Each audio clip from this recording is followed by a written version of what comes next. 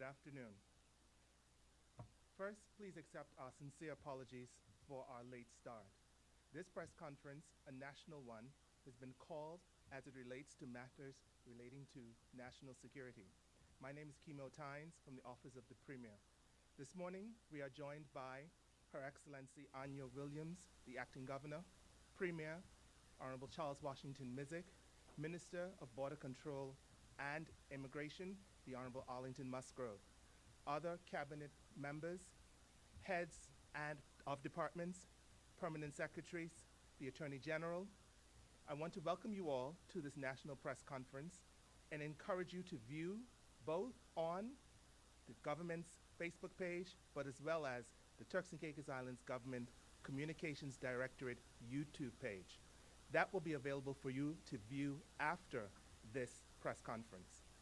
First, I would like to invite Her Excellency Anya Williams, Acting Governor, to address the nation.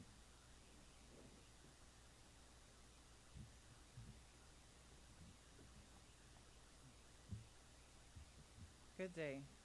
I greet everyone today in their respective capacities and take the opportunity to wish all persons well across the Turks and Caicos Islands and elsewhere that are listening to this press conference today. Earlier today, the Premier and I chaired a special meeting of the Turks and Caicos Islands National Security Council, specifically focused on the area of irregular migration in the context of national security threats. The Turks and Caicos Islands, unfortunately, continues to be negatively impacted by the continued fallout of Haiti through irregular migration.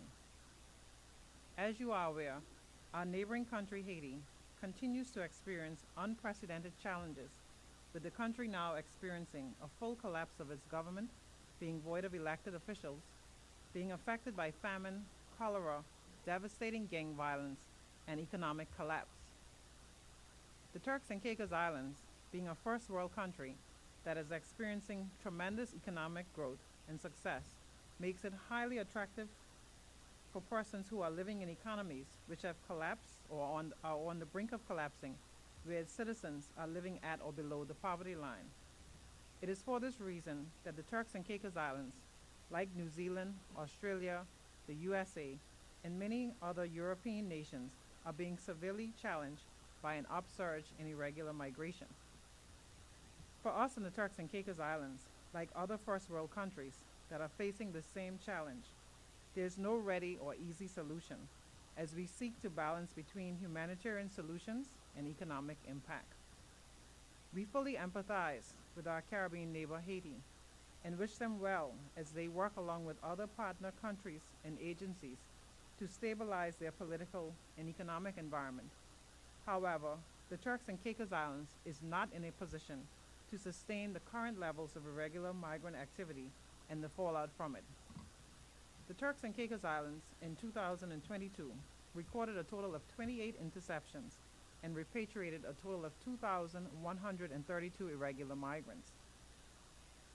It is highly concerning, however, that thus far, during the first 5 months of 2023, from January to May 2023, the Turks and Caicos Islands has already recorded 17 interceptions and has repatriated a total of 1,921 irregular migrants, with 387 irregular migrants interdicted and repatriated in April 2023, and 582 irregular migrants having been interdicted and repatriated in May 2023. Based on the current trajectory, if the Turks and Caicos Islands does not take immediate action to ramp up its enforcement and compliance efforts, it is projected that irregular migrant activity could possibly triple 2022 and prior years. The Turks and Caicos Islands does not have an open border policy that can accommodate all migrants. The Turks and Caicos Islands instead has an immigration policy that is based on skill and need to ensure that persons that come to reside in our islands are able to make a positive contribution to the country and to not be a burden on the public purse and on our services. We commend our officers in the Royal Turks and Caicos Islands Police Force, the Ministry of Immigration and Border Services, the Turks and Caicos Islands Regiment, and other partner agencies for the work that they do every day policing our borders and responding to the threat of illegal migration. It is a challenging job, that requires long hours working in very unsafe environments on land and at sea. And we commend our staff for the work that they do. But the Turks and Caicos Islands, without a doubt, cannot sustain the current level of irregular migrant activity.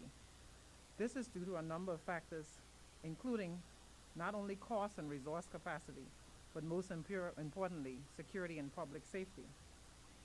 The Turks and Caicos Islands will continue to work with the United Kingdom, the United States, and the Bahamas to address and to coordinate our responses and activities on irregular migration activity. This follows on from continued discussions that we've been having with all of these partner countries. Earlier this month, the Premier and I traveled to the United Kingdom, where we had the opportunity to meet with the ministers for the overseas territory, for the Ministry of Home, and also the Ministry of Defense to raise our national security concerns. The United Kingdom has confirmed its intention to provide additional support to the Turks and Caicos Islands through the provision of a new surveillance aircraft, which is due to be released shortly for tender, as well as its intention to fully assess the Turks and Caicos Islands' requests for additional marine and other assets. The United States continues to provide support to the Turks and Caicos Islands through its Coast Guard and the use of its Black Cat surveillance aircraft, and assistance in on-island investigations, interviewing, and processing, while the Bahamas continues to work with the Turks and Caicos Islands through Operation Bahamas Turks and Caicos, better known as OPBET, to combat irregular migration and drug trafficking. The Turks and Caicos Islands will continue to work with these partner agencies to respond to this critical concern, but effective immediately, we will be launching a new multi-agency operational response to crimes impacting our national security, titled Operation Pursuit. Operation Pursuit will be coordinated by the Royal Turks and Caicos Islands Police Force and will be supported by other agencies. The Minister of Immigration and Border Services and the Royal Turks and Caicos Islands Police Force will today provide the public with full details on the aims and objectives of Operation Pursuit. But I want to state that this operation has been commissioned by the National Security Council of the Turks and Caicos Islands, which is chaired by myself as acting governor and by the Honorable Premier, and that this operation has the absolute full support of all agencies and departments across government to ensure its success as we work to make the Turks and Caicos Islands a safe jurisdiction for the benefit and enjoyment of all residents and visitors to the Turks and Caicos Islands. Thank you.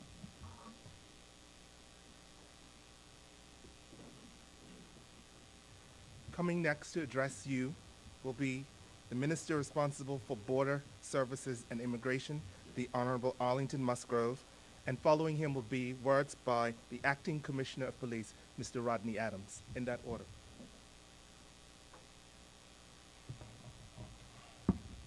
Good afternoon. Let me begin by thanking you, the media, and the public for tuning into this press conference, which we, the government, consider to be critical based on where we are today and the growing threats that we currently face due to illegal migration as well as irregular migration in the Turks and Caicos Islands. My fellow Turks and Caicos Islanders, as you know, illegal migration is the #1 threat facing our beautiful islands and is growing in size and in impact in 2021. In 2021, we repatriated 1,426 persons from 23 vessels. In 2022, we repatriated 2,132 persons from 28 vessels. And already for 2023, as at May 22nd, we have repatriated 1,921 persons from 17 boats. And just over 1/3 of this year has passed. If we continue on this trend, we are looking at an estimate 4,494 persons to be repatriated from an estimated 36 boats. This is unprecedented, and it has serious social impact and financial pressure and implications for our communities, our livelihoods, and our country.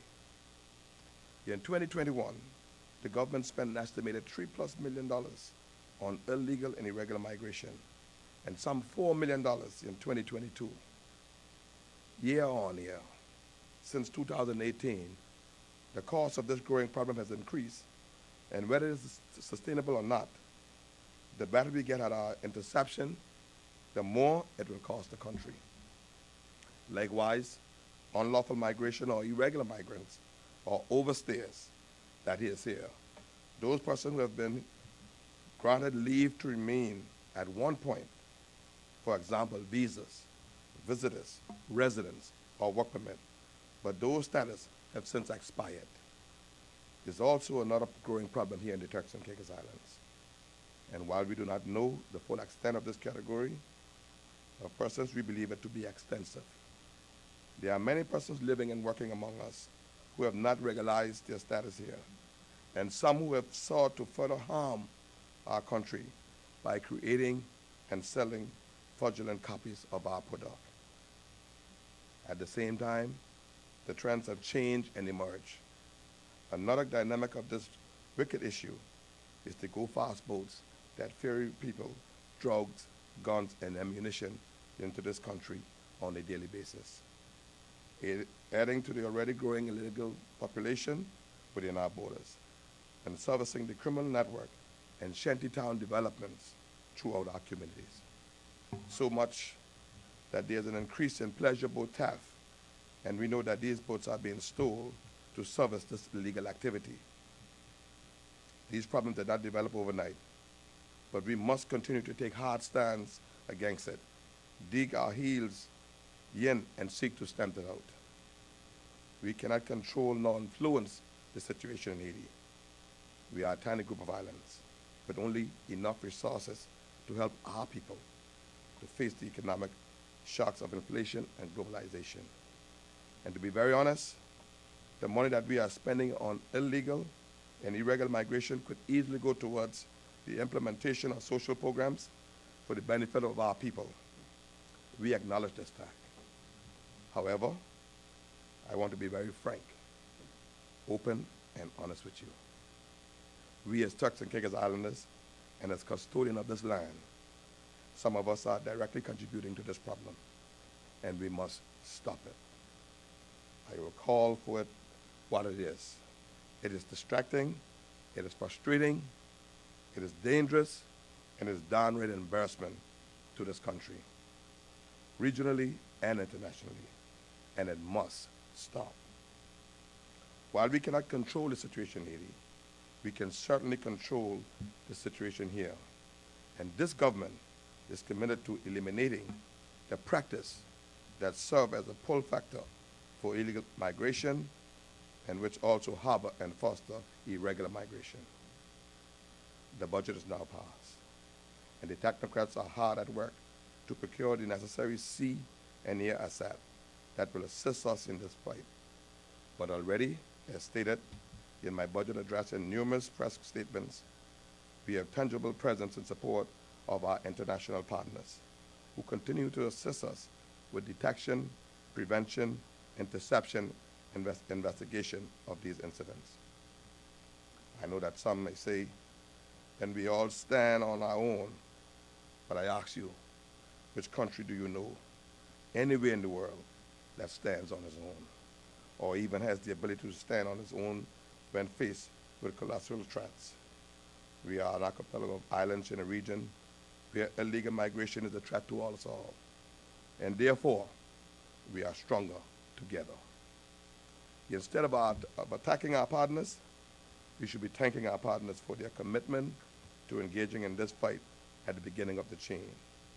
In the Turks and Caicos Islands, when they could easily decide to wait until their very own mainlands are threatened. And so we are grateful for the marine assistance. However, there is much that can be done and will be done to address these problems from inside the border as well. This government has significantly invested in technology. At least $12.6 million will be invested in border protection, which in my ministry over the next 3 years, to digitize and drive a robust immigration system. Specifically, and among other things, it would introduce biometrics for all non-citizens to establish a record of every migrant, lawful or otherwise, and one end-to-end system to store all immigration records to ensure that all migrants and their status can be quickly identified. This will prevent migrants from entering our country illegally and simply legalizing themselves by changing their identity. This government has also, through the Deputy Governor Office, has increased the head count in training and flexibility of available resources.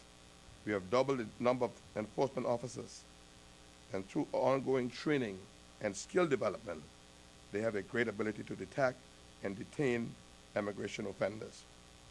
And we continue with the multi-skills of custom officers to allow them to flex into migration work at times of crisis. And as we transition to a single border force, we'll add additional $500,000.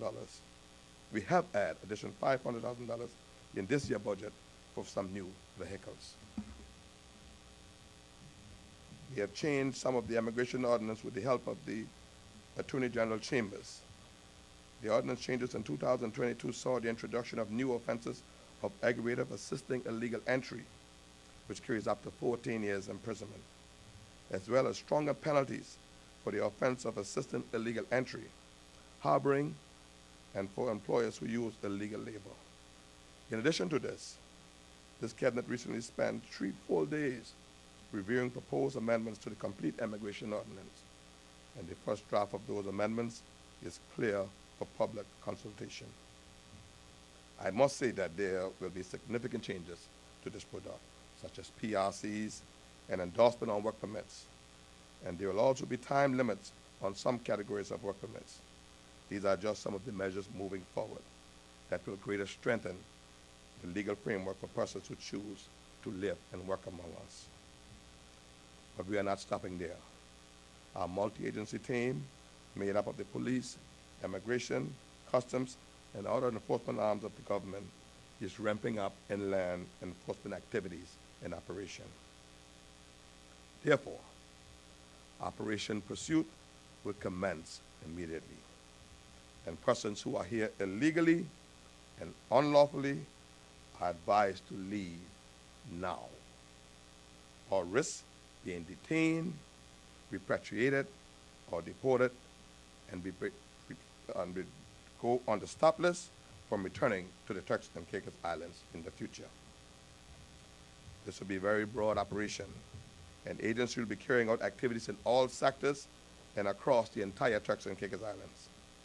This will not be a one-off operation like those in the past, but will be a sustained and consistent approach to removing persons who irregularly and illegally reside in the Turks and Caicos Islands. I am again encouraging persons who fall into this category to please leave now. Leave now, because this government will be taking a zero-tolerance approach to this matter.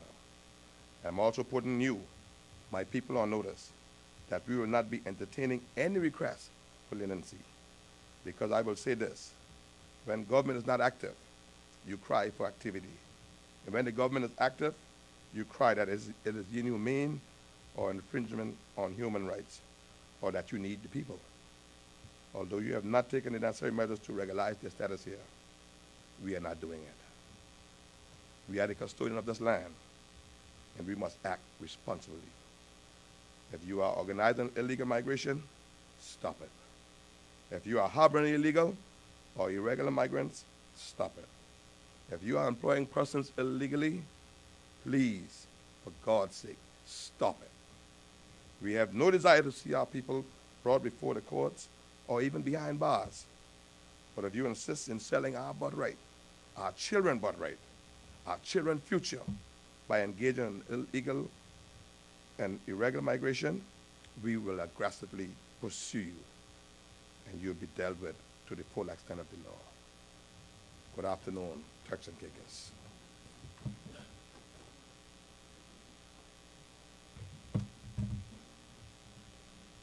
Good afternoon, Turks and Caicos. Good afternoon, media partners.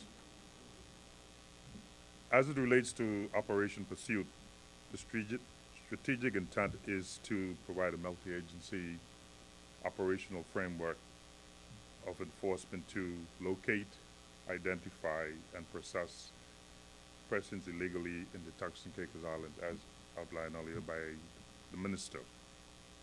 We'll also locate and identify and process persons working illegally in the TCI. We will identify illegal buildings and structures and take appropriate action to address these illegal structures that are built illegally within the TCI as part of that operation. We will deter future migrants from attempting to enter the TCI through a number of enforcement activities through our Maritime Division and international partners.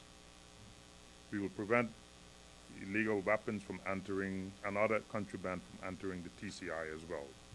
And we will also be sharing intelligence with partner agencies. As indicated, this operation will be led by the Royal Turks and Caicos Islands Police Force and also supported by a number of partner agencies throughout the TCI. Earlier today, to show the true commitment in moving forward with operation of this nature, the National Security Council met and the acting governor and honorable premier was present when we signed the joint law enforcement multi-agency MOU. So that true commitment is there for all agencies across the TCI, understanding that it is not just the responsibility of the Royal Turks and Caicos Islands Police Force alone.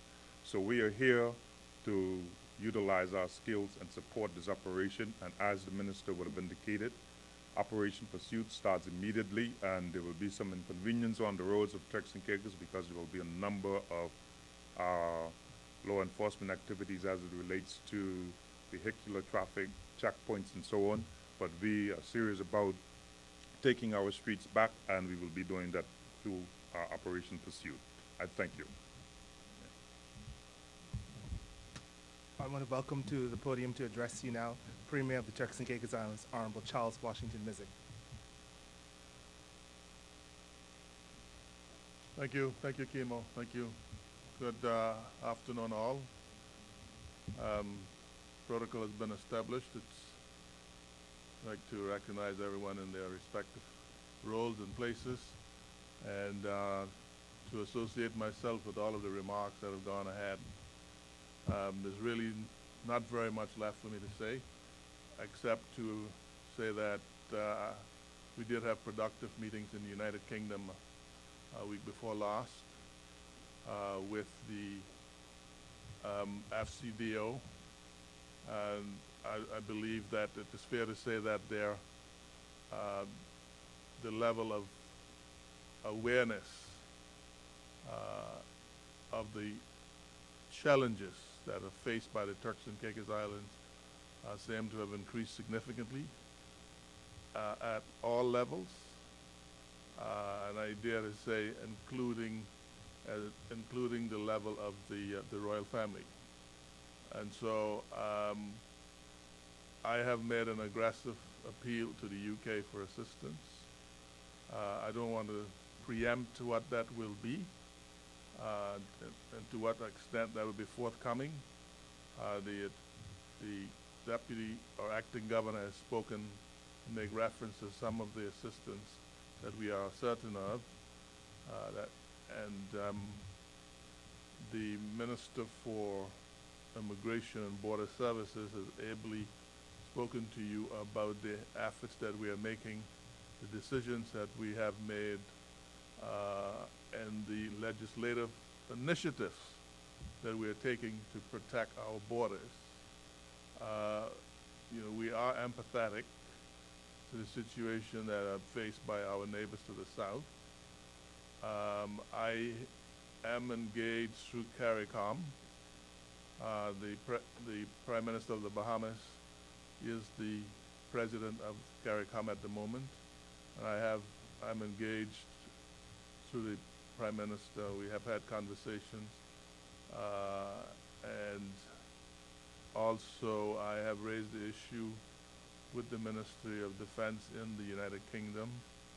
I can say there are some wheels that are turning, and hopefully we will collectively be able to assist Haiti wherever possible.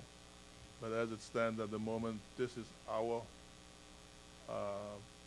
piece of the globe, of the world that we have to protect, and to do everything we can to prevent the degradation of the living conditions within the Turks and Caicos Islands, because if that were to happen, then not only are those persons who are regular migrants will be impacted negatively by lower standards of living, but the people who live and who have a legal right to be in the islands will also be impacted. So we want to call on the public to be the ears and eyes of the country. However you are here, whether you are here as a work permit holder, whether you're here as a status holder, whether you're here as a PRC holder or a BOTC, we all need to do everything we can to protect our livelihood. And I don't want to go over ground that has already been covered. I think the minister was very emphatic, very strong about the efforts that we will take to ensure that we protect our livelihood here in the TCI. Having said that, we will continue to look at ways how we could to strengthen the initiatives that we are already taking. There's really not much more than that I can say, except to say I am coming out of the national security meeting this morning. We had some presentations by some of the stakeholders in Operation Pursuit, and I'm extremely impressed with the work that our departments, partners at the front line are doing, and I believe the public should be made aware, and through the communications strategy that we are putting in place, the public will be made aware of the extraordinary work that these men and women from the police, the border services, immigration, customs, and you name it. I think that the whole join up approach that we are taking across government is admirable. And my last appeal, joining with the minister, is that for God's sakes, those of you who are engaged in helping to facilitate a legal entry into the islands for money or even without money, stop it, because you will be caught and you will be punished to the full extent of the law. May God bless us, may God bless these Turks and Caicos Islands, and may we ever be grateful. Thank you.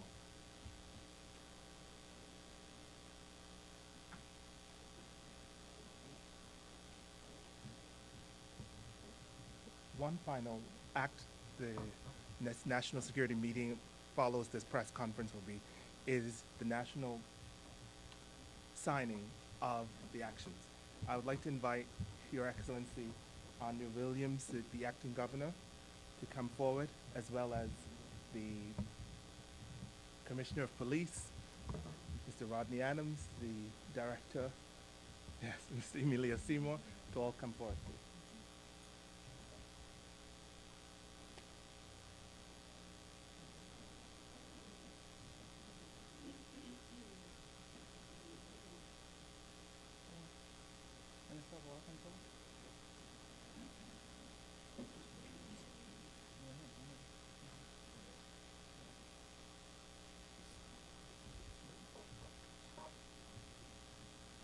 Turks and Caicos, this afternoon, as the acting governor of the Turks and Caicos Islands, and the Premier, of course, as the co-chair of the National Security Council, we have now given official orders for the Royal Turks and Caicos Islands Police Force and the Ministry of Border Services to officially commence Operational Pursuit.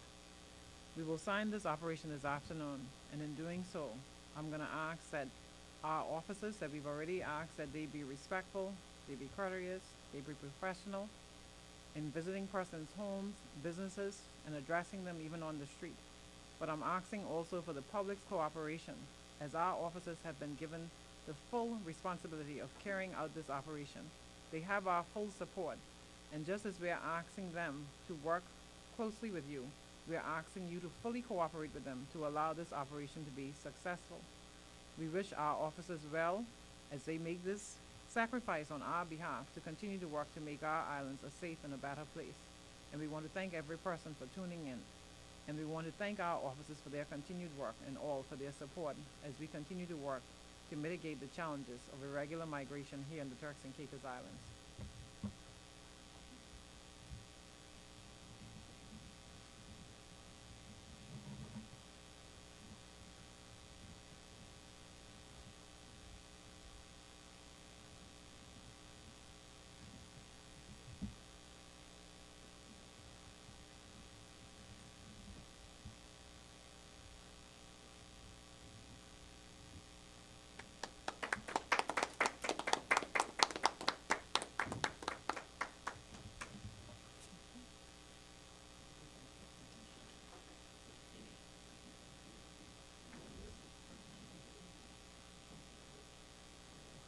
Ladies and gentlemen, those viewing here in Turks and Caicos and those viewing around the world, we want to thank you for tuning in and for watching this very important press conference held today following the National Security Council meeting.